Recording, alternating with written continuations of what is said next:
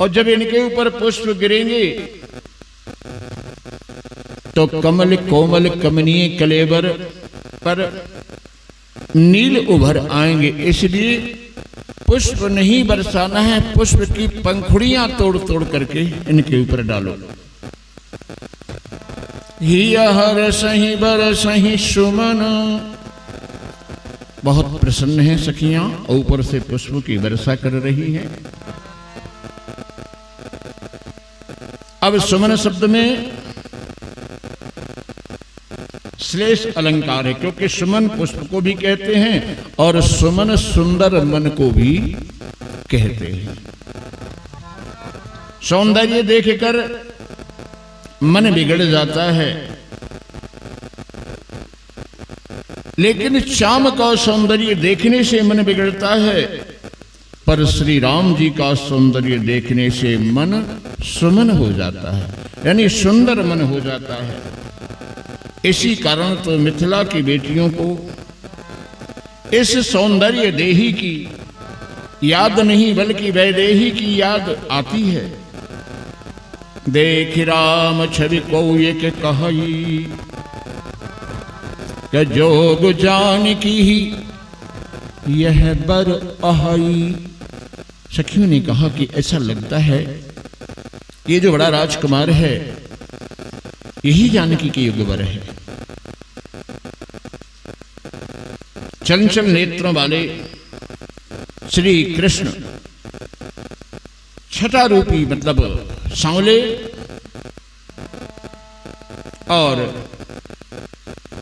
गंभीर नेत्रों वाले राम जी की कितनी सुंदर लीलाएं हैं। अगर आज कहीं श्री कृष्ण होते, अरे राम राम इतनी देर कहां लगती ऊपर देखने में, वो तो पहले से देखते आते कि कोई है कि नहीं है। लेकिन राम जी तो मर्यादा पुरुषोत्तम राम हैं। पूरब किसी गे दो भाई, अब पूर्व दिशा की ओर जाते हैं, जहां पर धनुष यज्ञ के लिए सुंदर मंच बनाया गया था। और उस मंच को देखकर भगवान राम ने लक्ष्मण से कहा, भैया मिथिला की देखो ये शोभा अपार, कितना अनुपम किया श्रृंगार, सजी रंगशाला है मिथिलेश की, सजी रंगशाला है मिथिलेश की। मिथिला की देखो ये शोभा अपार, कितना अनुपम अनूठा श्रृंगार, सजी रंगशाला है मिथिलेश की, बनी रंगशाला है मिथिलेश की।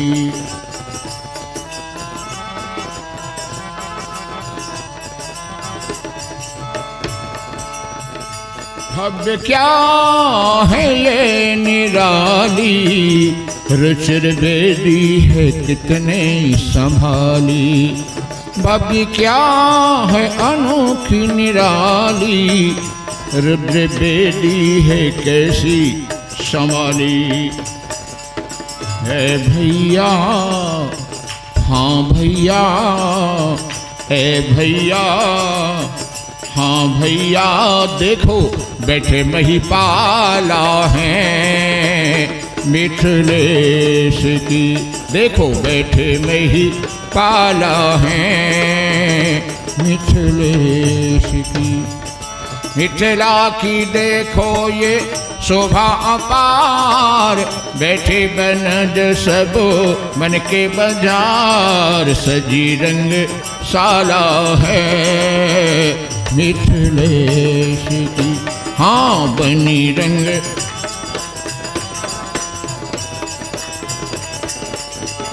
ये धवल धाम कैसे कितने सुंदर हैं किनने बनाए, ये धवल धाम कैसे कितने सुंदर हैं किनने बनाए।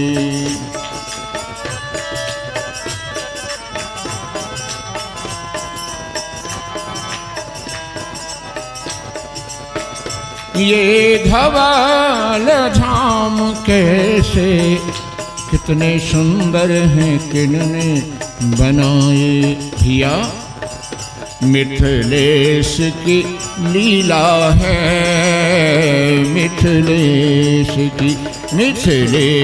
की लीला है। हाँ मिथिला की देखो ये शोभा अपार, कितना किया है अनूठा श्रृंगार, सजी रंगशाला है मिथिलेश की बनी रंगशाला है मिथिलेश की। बोलिए रामचंद्र भगवान की जय हो।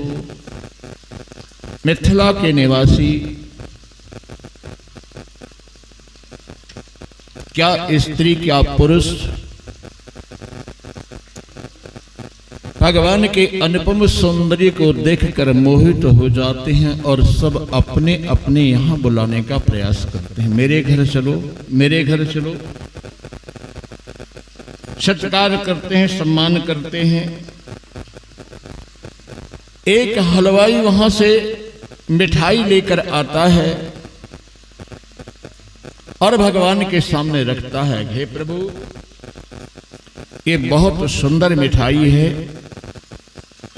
भगवान राम मुस्कुराते हैं, हलवाई की तरफ देखते हैं। हलवाई ने कहा,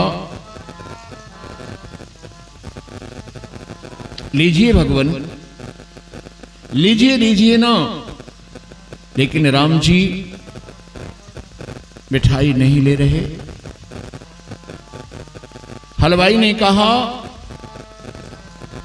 लीजिए मिठाई रघुराई, सब स्वच्छ सुहाई है। लीजिए मिठाई रघुराई, सब स्वच्छ सुहाई है। लीजिए।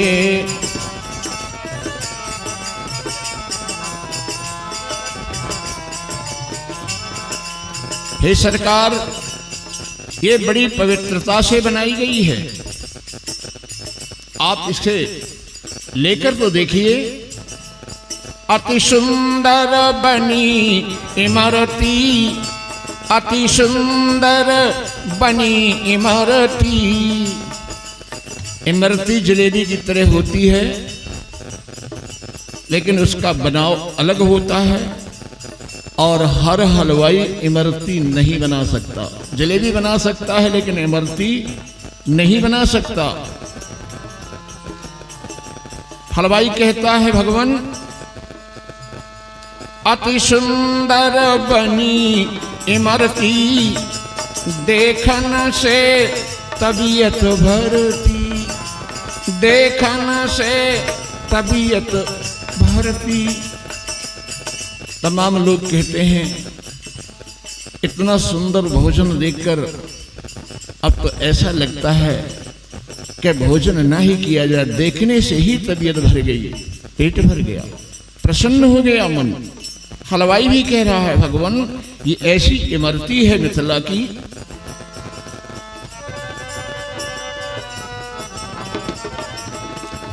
अब इसमें धरी इमरती, देखन में तबीयत भरती।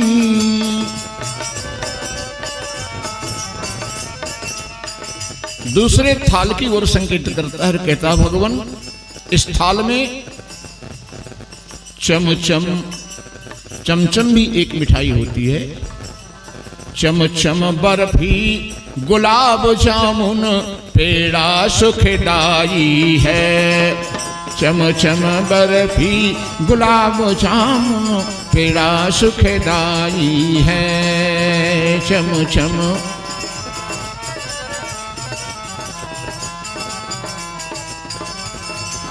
लीजिए मिठाई रघुराई सब स्वच्छ सुहाई है। लीजिए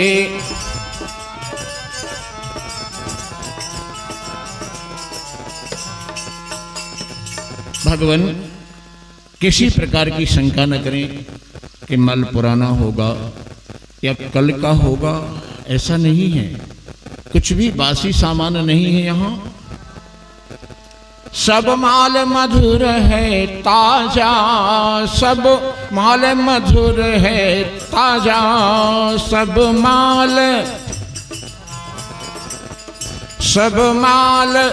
मधुर है ताजा, रसगुल्ला खुरमी खाजा, सब माल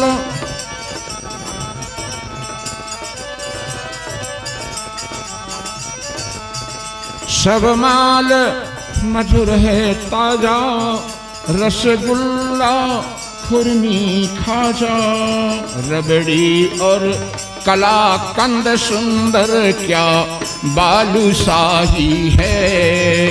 रबड़ी और कलाकंद सुंदर क्या बालूशाही है।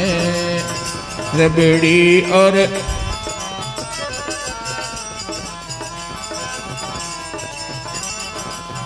लीजिए मिठाई रघुराई क्या स्वच्छ सुहाई है। लीजिए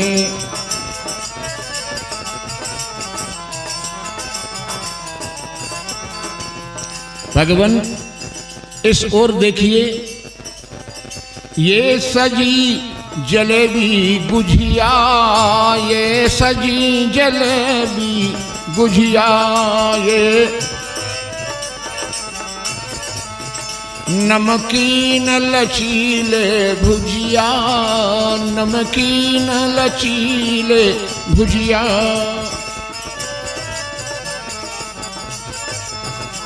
निरप विदेह हलवाई की सब कार्रवाई है। ये नृप विदेह हलवाई की सब कार्रवाई है। ये नृप विदेह हलवाई की सब कार्रवाई है। लीजिए मिठाई रघुराई क्या स्वच्छ सुहाई है। बोलिए रामचंद्र भगवान की। मिथिला के मित्र बालक श्री राम जी को नगर की रचना दिखा रहे हैं। बहुत प्रेमी बालक थे। उन बालकों को अब भगवान राम ने विदा किया और मित्रों से कहा, हे मित्र, अब पुनः मुलाकात होगी।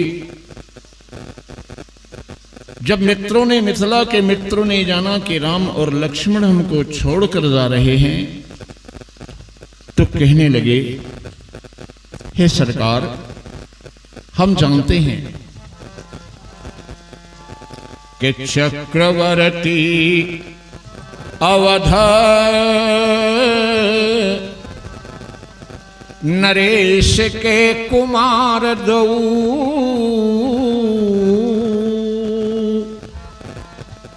हम धनहीनों से स्नेह क्या बढ़ाओगे। हम जानते हैं आप महाराज चक्रवर्ती दशरथ जी के कुमार हैं। हम ठहरे धनहीन लोग, आप हमसे क्या प्रेम करेंगे।